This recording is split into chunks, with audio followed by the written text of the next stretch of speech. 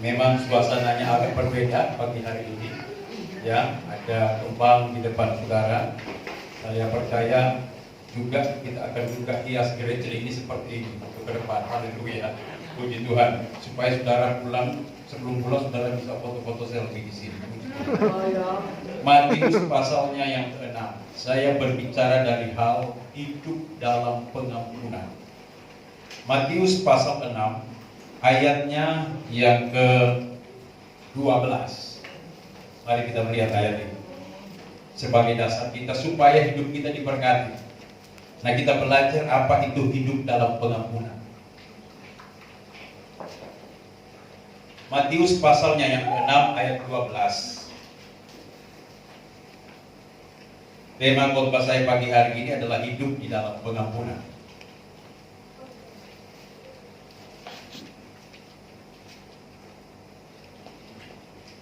Haleluya. Mari kita membuka ayat itu, saudara-saudara. Kita baca bersama-sama Matius pasal 6 ayatnya yang ke-12. Kita baca bersama-sama. 1, 2, 3. Dan ampunilah kami akan kesalahan kami, seperti kami juga mengampuni orang yang bersalah kepada kami. Sekali lagi, 1, 2, 3. Dan ampunilah kami akan kesalahan kami, seperti kami juga mengampuni orang yang bersalah kepada kami. Bisa berkata amin. Bapak Ibu Saudara, ayat ini adalah merupakan ajaran dari Tuhan Yesus tentang hal berdoa. Tentang hal berdoa. Doa yang dijawab adalah doa yang hidup di dalam pengampunan. Bisa berkata amin. Dengan pengertian, kalau kita tidak hidup dalam pengampunan, maka doa kita tidak dijawab. Dan Yesus mengajar sendiri kepada murid-muridnya, dan ampunilah kami akan kesalahan kami, seperti kami juga mengampuni orang yang bersalah kepada kami. Nah, coba perhatikan baik-baik. Dari ayat ini, saya ingin membawa kepada saudara tentang hidup dalam pengampunan. Apa yang dimaksud dengan pengampunan? Apa yang dimaksud dengan pengampunan? Mengampuni atau pengampunan atau mengampuni artinya tindakan memaafkan orang yang bersalah. Bertindak untuk memaafkan orang yang bersalah kepada kita. Itu namanya pengampunan atau mengampuni. Tindakan memaafkan orang yang bersalah kepada kita. Dalam bahasa Yunani, arti dari mengampuni adalah merelakan. Merelakan. Biar aja, selesai saja. Biarin saja. Itu namanya mengampuni dalam bahasa asli Alkitab. Nah, saudara-saudara, yang ketiga, apa yang dimaksud dengan pengampunan? Tidak menuntut bayar hutang kepada orang yang berhutang kepada kita. Bisa berkata amin? Sulit memang. Tidak menuntut bayar hutang kepada orang yang berhutang kepada kita. Bukankah sulit ini? Tapi ini yang Tuhan mau. Orang berhutang kepada kita 1 M dibiarin, itu enggak guna. Tetapi Tuhan mau kita seperti ini. Hidup dalam pengampunan. Haleluya. Pengampunan adalah pengorbanan yang mengandung anugerah pembebasan yang besar. Pengampunan adalah pengorbanan yang mengandung anugerah. Anugerah itu pemberian yang cuma-cuma. Pengorbanan yang cuma-cuma diberikan kepada seseorang yang bersalah kepada kita. Kemudian kita memberi anugerah pengampunan. Membebaskan orang itu dari kesalahan kepada kita. Itu namanya pengampunan. Ya, pengampunan bisa menyambung kembali tali kasih yang putus. Kalau kita mengampuni, maka tali yang putus, hubungan yang putus bisa tersambung kembali ketika kita mengampuni orang yang bersalah kepada kita. Haleluya. Memperbaiki hubungan yang rusak, bahkan sanggup membebaskan seorang dari hukuman mati. Ketika orang yang bersalah kepada kita, kemudian dia dituntut hukum, dan hukuman adalah hukuman mati. Ketika kita mengampuni dia, maka dia tidak jadi dihukum mati, karena kita sudah mengampuni dia. Haleluya. Makanya Yesus katakan, hiduplah dalam pengampunan. Ampunilah kami, ini ajaran Yesus. Ampunilah kami seperti kami juga mengampuni orang yang bersalah kepada kami. Haleluya. Dalam Injil Matius 6 ayat 12, Tuhan Yesus mengajarkan kepada kita untuk mengampuni orang yang bersalah kepada kita. Memang ini hal yang sulit. Tetapi mau tidak mau sebagai anak Tuhan, kita harus hidup dalam pengampunan. Nah, kita ingin belajar apa sih kriteria pengampunan menurut Alkitab? Apa kriterianya? Apa ciri-cirinya? Apa kriterianya pengampunan menurut Alkitab? Yang pertama, perhatikan ini baik-baik. Kriteria mengampuni dalam Alkitab adalah pertama, mengampuni dengan tuntas atau lunas. Totally paid. Pengampunan total.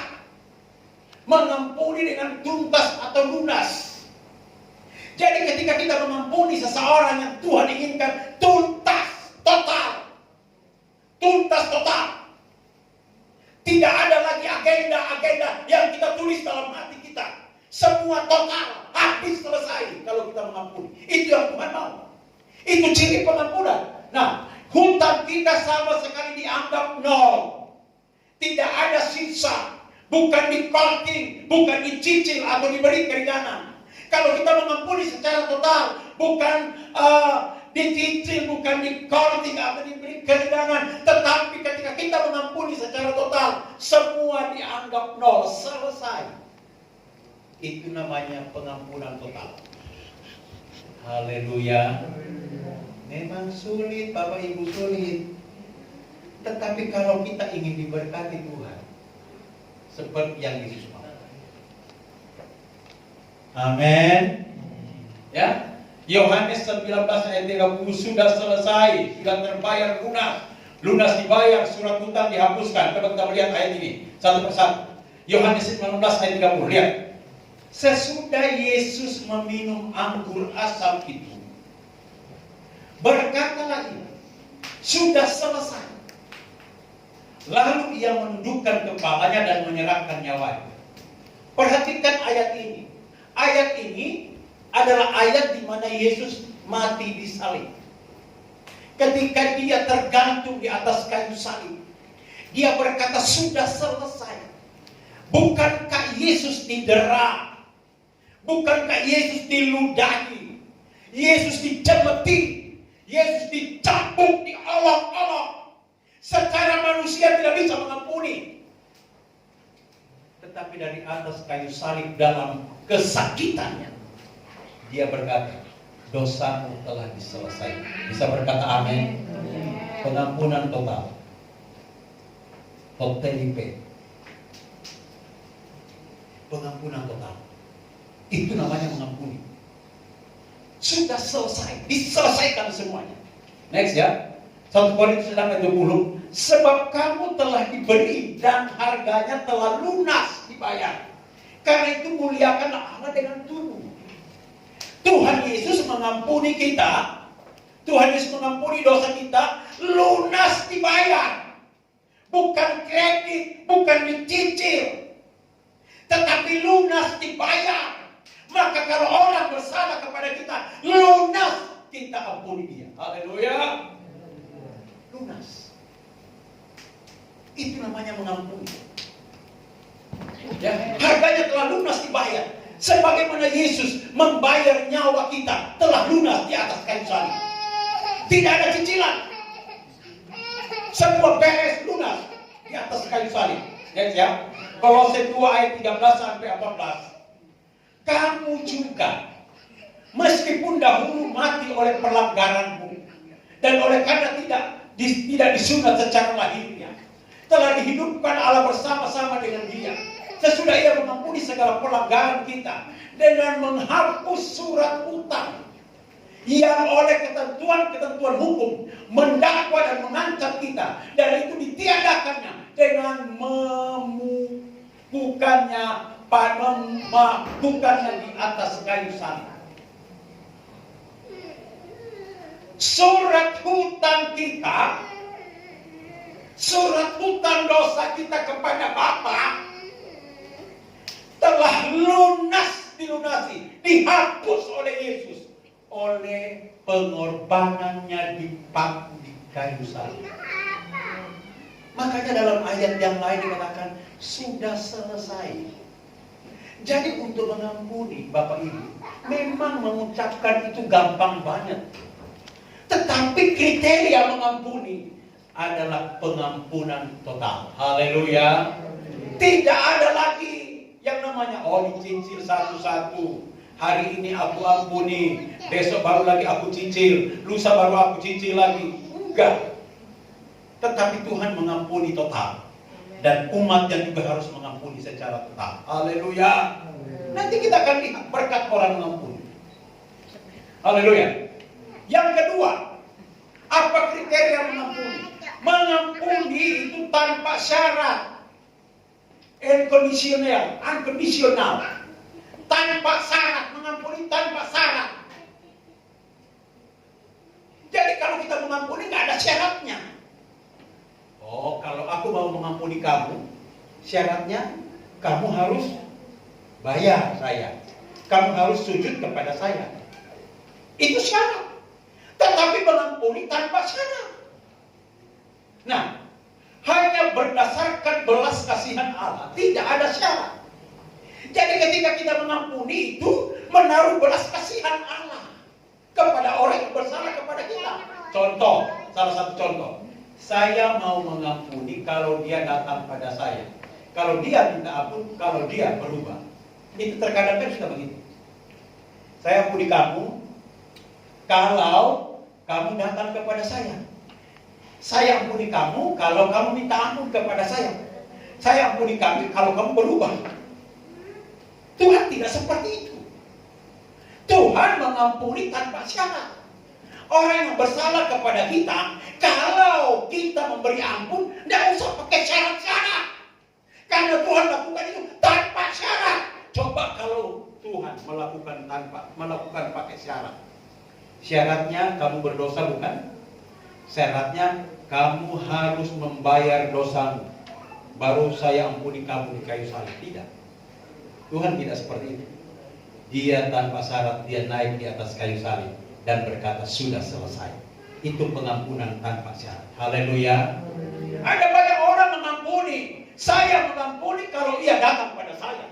Saya mengampuni kalau dia minta ampun. Saya mengampuni kalau dia berubah. Ada banyak orang seperti itu. Yang Tuhan mau tidak seperti itu. Tapi yang Tuhan mau adalah mengampuni tanpa syarat. Haleluya. Itu yang Tuhan mau. Makanya doa Bapa kami mengajarkan, ampunilah kami seperti kami juga mengampuni orang yang bersalah kepada kami. Ya. Jika Tuhan Yesus memberlakukan syarat pada kita, kita tidak mungkin bisa diampuni. Coba kalau Tuhan kasih syarat kepada kita dalam Roma 5 ya. Roma 5 ayat 6-8. Karena waktu kita masih lemah, Kristus telah mati untuk kita orang-orang durhaka pada waktu yang ditentukan Allah. Sebab tidak mudah seorang mau mati untuk orang yang benar, tapi mungkin untuk orang yang baik ada orang yang berani mati. Akan tetapi Allah menunjukkan kasih-Nya kepada kita oleh karena Kristus telah mati untuk kita ketika kita masih berdosa. Jadi Tuhan mati ketika kita masih dalam kondisi berdosa. Coba kalau ada syaratnya. Saya ampuni kamu kalau kamu meninggalkan dosamu. Nah, itu syarat, ada syaratnya. Tapi Tuhan tidak. Dia mengampuni dosa kita ketika kita masih hidup dalam dosa. Bisa berkata amin. Tanpa meminta syarat. Jadi pengampunan ini tanpa meminta syarat. Ada banyak orang mengampuni kalau ada syaratnya. Tuhan tidak seperti itu. Next ya. Pengampunan yang Tuhan inginkan adalah belas kasihan tanpa syarat apapun. Pengampunan yang Tuhan inginkan adalah dengan belas kasihan tanpa syarat apapun. Jadi kalau kita mengampuni itu belas kasihan.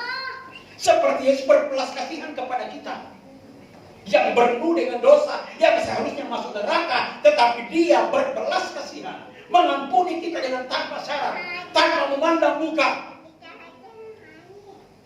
Dia mengampuni kita tanpa syarat. Matius 18 ayat 1 berkata begini. Kemudian datanglah Petrus. Perhatikan ayat ini. Ini yang sering menjadi polemik, ya. Kemudian datanglah Petrus dan berkata kepada Yesus, Tuhan, sampai berapa kali aku harus mengampuni saudaraku jika ia berbuat dosa terhadap aku? Petrus bertanya, sampai 7 kali? Yesus berkata, bukan sampai 7 kali. Dia berkata kepadanya, bukan. Aku berkata kepadamu, bukan sampai 7 kali, melainkan sampai 70 kali 7 kali. Perhatikan ini, saya mau kasih pelajaran bagi saudara. Apa yang dimaksud dengan pengampunan 70 kali 7 kali? Pengampunan 70 apa artinya melainkan sampai 70 kali 7 kali?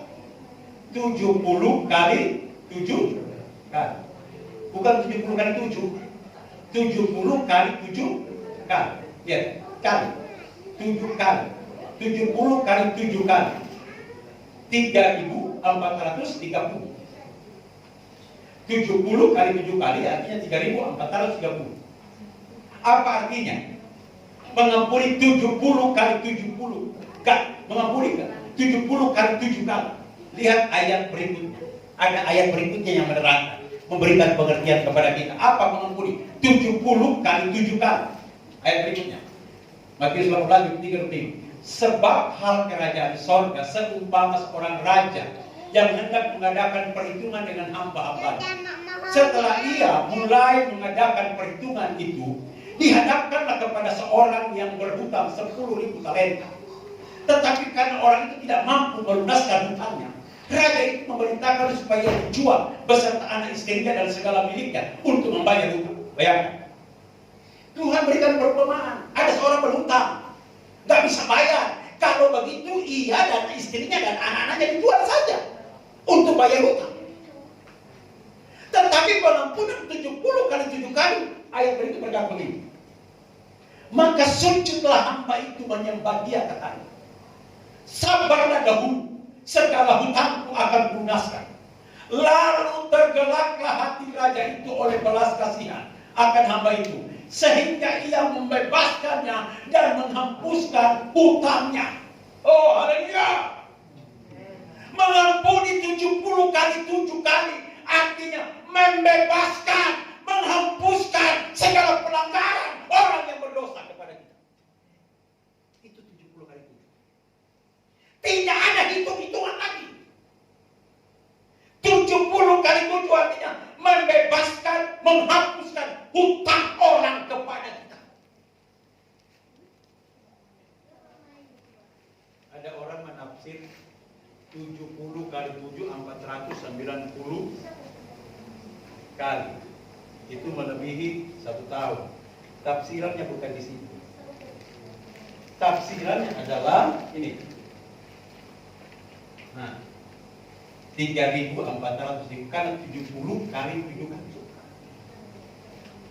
Menghapuskan, membebaskan dan menghapus hutangnya.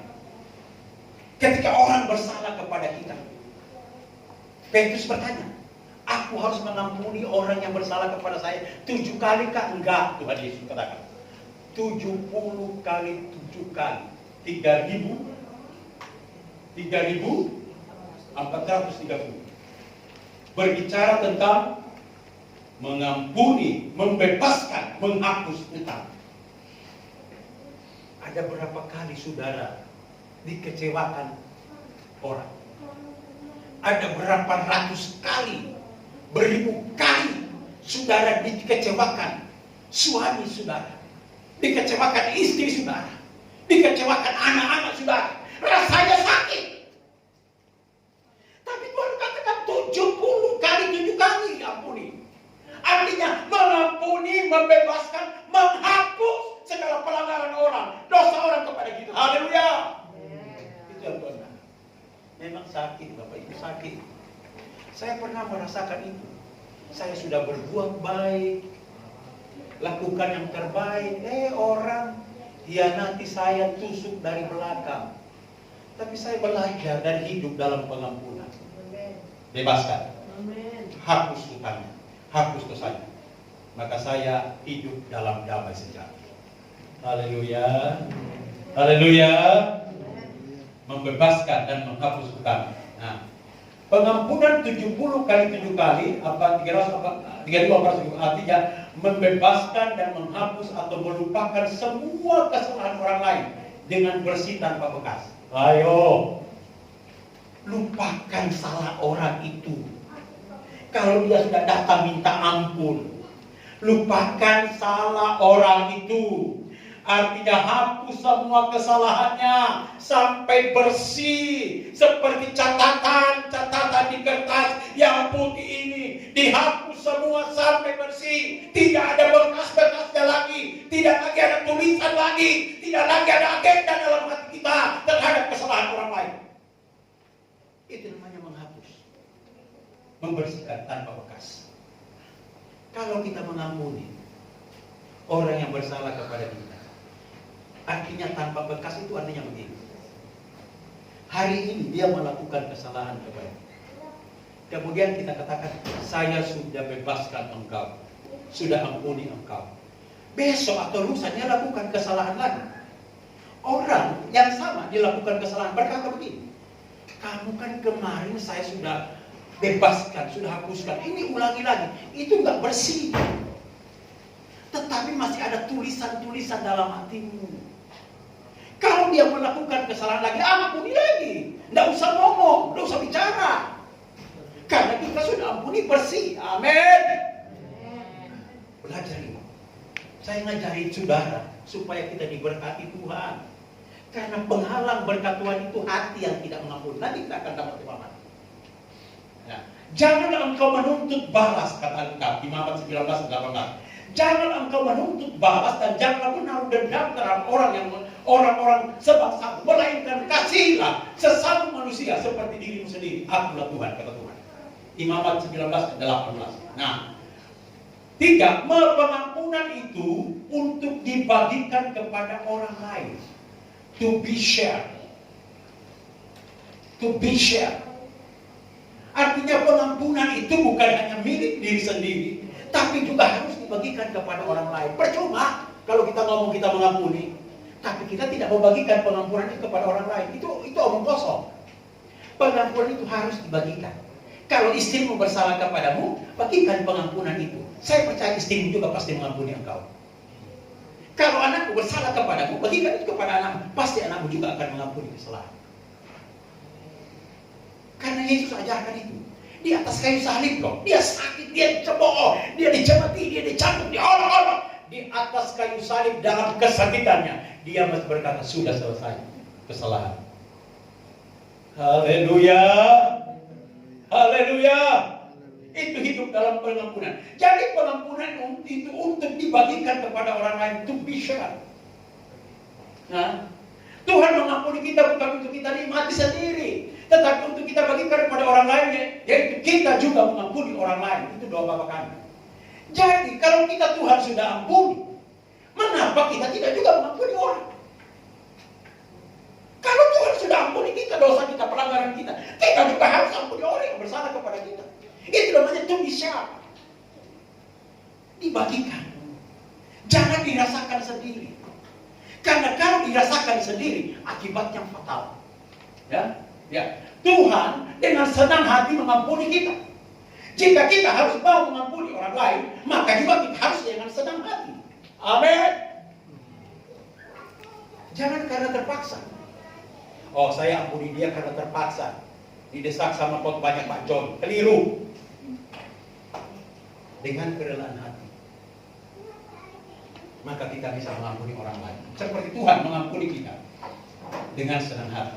Ya, Efesus 4:1-2. Segala kepahitan, ya, kegeraman, kemarahan, pertikaian dan fitnah hendaklah dibuang dari antara kamu. Demikian pula segala kejahatan.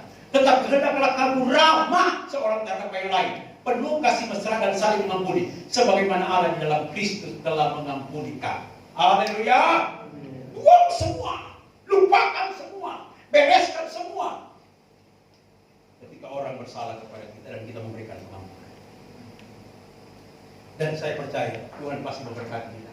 Kolose 3:12, kalian sebagai orang-orang pilihan Allah yang dikuduskan dan dikasihinya, kenakanlah belas kasihan, kemurahan, kerendahan hati, kelemah lembutan, dan kesabaran. Sabarlah kamu seorang terhadap yang lain, dan ampunilah seorang akan yang lain apabila seorang menaruh dendam terhadap yang lain, sama seperti Tuhan telah mengampuni kamu. Kamu perbuat jugalah demikian. Haleluya. Kalau Tuhan sudah ampuni, kita juga perbuat juga seperti itu. Seperti Tuhan kita. Amin. Memang sakit Bapak Ibu, sakit. Tapi kalau kita mengampuni, waduh dahsyatnya minta ampun berkat Tuhan. Ya. Apa akibatnya? Lihat ini berkat. Apa akibatnya jika kita tidak mengampuni orang yang bersalah kepada kita? Ada akibatnya. Apa akibatnya? Kalau kita nggak ampuni dia, nggak hapus utangnya, nggak hapus pelanggaran, nggak lupakan pelanggaran. Pertama, jikalau tidak mengampuni, Bapa di sorga tidak mengampuni kesalahan kita. Wow. Kalau kita nggak ampuni orang bersalah kepada kita, Tuhan juga tidak akan ampuni kesalahan kita. Nah, kalau Tuhan tidak ampuni kesalahan kita, kita hidup dalam dosa kita mati masuk neraka. Amin. Maka ampuni. Kalau kita tidak mengampuni, Bapa di sorga tidak mengampuni kesalahan kita. Matius 6 ya. Dikatakan, karena jikalau kamu mengampuni kesalahan orang, Bapamu yang di sorga akan mengampuni kamu juga. Tetapi jikalau kamu tidak mengampuni orang, Bapamu juga tidak akan mengampuni kesalahanmu. Matius 6 ayat 12. Jadi kalau kita nggak ampuni orang yang bersalah kepada kita, Bapa di sorga juga tidak mengampuni kesalahan kita. Nah, kalau Bapa tidak mengampuni kesalahan kita, kita mati di dalam dosa tidak pengampunan, neraka kekal. Kita tidak masuk surga. Karena dosa kita tidak diampuni oleh Bapa. Karena kita sendiri tidak mengampuni. Jadi orang yang tidak mengampuni, maka Bapa di sorga tidak mengampuni. Tapi kalau dia mengampuni, dosa kita juga Bapa ampuni. Bisa berkata amin? Berikan kemuliaan Tuhan kita dong. Haleluya. Ya. Kedua, apa akibatnya kalau kita tidak mengampuni? Doa kita tidak dijawab jikalau kita tidak mengampuni. Orang yang tidak mengampuni, doanya nggak dijawab. Orang yang tidak mengampuni sekalipun sudah berdoa, doanya nggak akan dijawab. Doa orang yang mengampuni, doanya dijawab. Amin. Ayat dari mana? Ini, ya. Ini ayat Markus 11:5. Dan jika kamu, lihat ini, berdiri untuk berdoa, ampunilah dahulu sekiranya ada barang sesuatu dalam hatimu terhadap seseorang, supaya juga Bapamu yang di sorga mengampuni kesalahan-kesalahan. Bapak Ibu coba lihat ke sini. Ketika kita berdiri untuk berdoa, sebelum menaikkan doa, Tuhan perintahkan, woi, jangan dulu berdoa. Kalau ada orang yang bersalah kepada kamu, turun ampuni dia dulu, baru kamu berdoa. Ketika kita sudah mengampuni, kita berdoa, doa kita dijawab oleh Tuhan. Haleluya. Nah ini, Bapak Ibu, berat, memang berat. Ya. Glenn, tolong Glenn diklik. Ya, Markus 11:26. Tetapi jika kamu tidak mengampuni, maka Bapamu yang di surga juga tidak akan mengampuni kesalahan-kesalahan. Jadi percuma kita berdoa kalau kita hidup dalam kepahitan kita, hidup tidak mengampuni, doa kita tak akan dijawab. Sekalipun kita berdoa, beribadah, kalau masih ada hal yang tidak bisa beres, maka kita tidak dijawab doa. Tapi kalau hati kita beres, hanya satu kata kita ucapkan, Bapa, ampuni saya. Oh, Bapa ampuni. Lihat itu berkat Tuhan turun ke dalam. Amin. Makanya kalau saudara dibaptis, saya berikan pelajaran baptisan dulu. Dibaptis itu adalah ketika suka marah sebelum dibaptis, suka ngepisuin orang tua, marahin orang tua. Kalau sudah dibaptis, dosa itu sudah ditanggalkan di air baptisan itu, keluar dengan hidup yang baru. Setelah dibaptis nggak marah-marah lagi. Setelah dibaptis nggak suka bohongin orang tua lagi. Setelah dibaptis sungguh-sungguh ingin Tuhan, pasti doamu dijawab oleh Tuhan. Amin. Itu Bapak Ibu. Haleluya. Nah, kebencian, kemarahan, dendam, kepahitan dan semua perasaan negatif yang kita simpan adalah dosa. Kalau itu kita simpan itu dosa. Dosa penghalang jawaban doa. Yang menghalangi jawaban doa, Tuhan mau jawab doa kita, tapi kita tidak terima. Terhalang dengan apa? Dosa, dendam, marah, kebencian, kepahitan, perasaan negatif. Terhalang semuanya. Percuma. Tapi kalau kita beres semuanya, ketika menaikkan doa, wow, doa kita mujizat terjadi. Bisa berkata amin? Haleluya. Ya. 3. Jikalau tidak mengampuni, maka kita hidup di dalam kepahitan. Lihat ini. Kisah ini contoh kisah 8 ayat 12 sampai 24. Saya berikan kepada saudara. Lihat. Kisah 8 ayat 12 sampai 19. Ketika Simon melihat, Simon ini bukan Simon Petrus, Simon yang lain. Simon seorang pembenci Tuhan. Ketika Simon melihat bahwa pemberian Roh Kudus terjadi oleh karena rasul-rasul itu menumpangkan tangannya, ia menawarkan uang kepada mereka. Jadi ketika rasul-rasul menumpangkan tangan kepada orang itu jemaat itu dipenuhi Roh Kudus. Tetapi Simon tidak dipenuhi Roh Kudus. Kenapa Simon tidak dipenuhi Roh Kudus? Kemudian dia berkata, ayo kasih dong Roh Kudus kepada saya. Ini uang, aku beli Roh Kudus. Nah, ya. Saya berkata, berikanlah juga kepada kuasa itu supaya jika aku menumpangkan tanganku di atas orang, dia boleh menerima Roh Kudus. Lihat. Dia nggak perlu Roh Kudus, tapi dia mencoba memberi Roh Kudus dengan uang. Terus apa? Kata Petrus, tapi Petrus berkata kepada, binasalah kiranya uang itu bersama dengan engkau. Karena engkau menyangka bahwa engkau dapat membeli karunia Allah dengan uang. Tidak ada bagian atau hak dalam perkara ini. Sebab hatimu tidak lurus di hadapan Allah. Jadi bertobatlah dari kejahatan ini dan berdoa kepada Tuhan supaya ia mengampuni niat hatimu. Nah. Jadi Roh Kudus itu tidak turun kepada Simon dan dia mencoba memberi Roh Kudus itu dengan uang. Petrus katakan, binasalah kiranya uang itu bersama dengan kau. Karena kau menyangka bahwa kau dapat membeli karunia Allah dengan uang. Anugerah Tuhan, doa, jawaban doa tidak bisa dibeli dengan uang. Pemenuhan Roh Kudus tidak bisa dibeli dengan uang.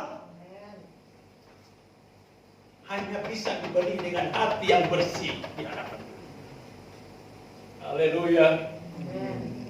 Ya. Jadi bertobatlah karena jahat ini dan berdoa kepada Tuhan supaya Dia mengampuni hatimu. Terus sebab Petrus melihat Simon bahwa hatimu telah seperti empedu yang pahit. Hati Simon itu seperti empedu yang pahit. Kenapa? Karena menyimpan kesalahan orang lain. Dia tidak bisa mengampuni orang lain dan terjerat dalam kejahatan. Jawab Simon, hendaklah kamu berdoa untuk aku kepada Tuhan supaya kepada aku jangan kiranya terjadi segala apa yang telah kamu katakan. Haleluya. Orang yang tidak bisa mengampuni, lama kelamaan hatinya pahit. Hatinya pahit, salah sedikit orang kepada kita pasti selalu negatif thinking.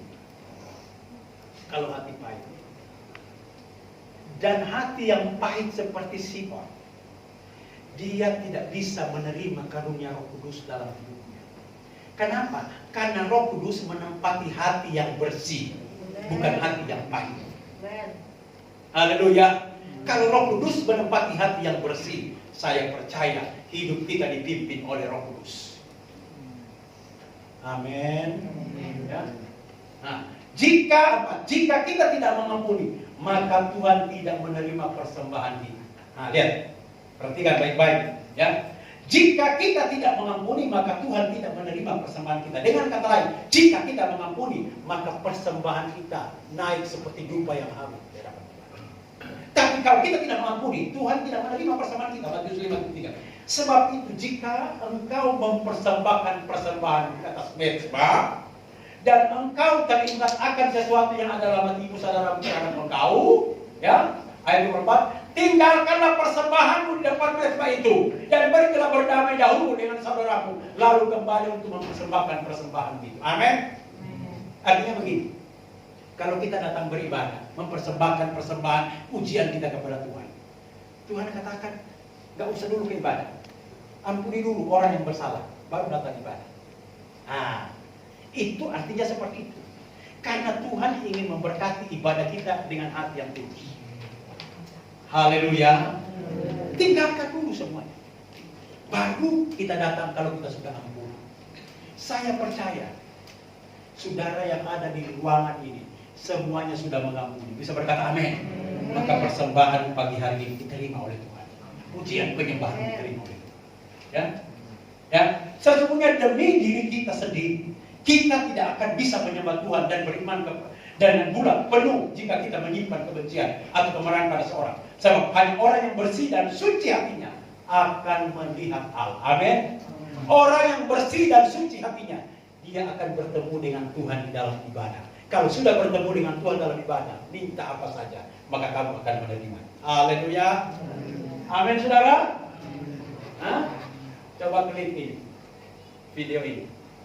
Bagaimana Yesus disalib, dia masih bisa mengampuni.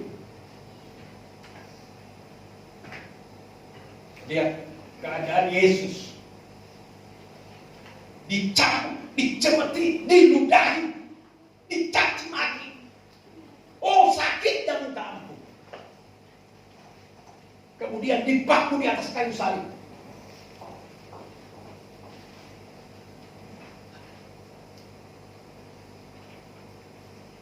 Bagaimana penderitaan yang begitu hebat, begitu dahsyat. Lihat paku yang dipersiapkan untuk memaku Yesus di atas kayu salib. Diperlakukan begitu hina, ditelanjangi.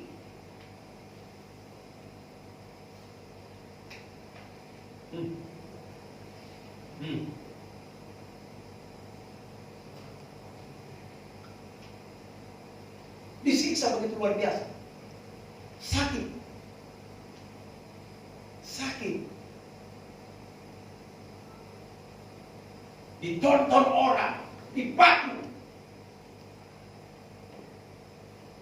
Adakah kita dilukai orang seperti ini? Belum kan? Belum seperti ini. Tapi Yesus alami ini. Namun di atas kayu salib dia masih berkata, ampunilah mereka, sebab mereka tidak tahu apa yang mereka perbuat. Adakah seperti ini yang kita alami? Ada ocehan, anakmu terlalu kasar, jahat kepadamu, istrimu terlalu jahat kepadamu, suamimu terlalu jahat kepadamu. Tidak sebanding dengan penderitaan Yesus. Tapi Yesus masih di atas kayu salib masih bisa berkata, ampuni, sebab mereka tidak tahu apa yang mereka perbuat. Bagaimana olokan-olokan itu terjadi di saat Yesus disiksa, dicemeti, diludahi, ditelanjangi, diolok-olok. Tapi dari atas kayu salib dia masih berkata, Bapa, ampunilah mereka, sebab mereka tidak tahu apa yang mereka perbuat. Di atas kayu salib. Haleluya. Tutup Alkitab. Bukan dengan darah. Tunjukkan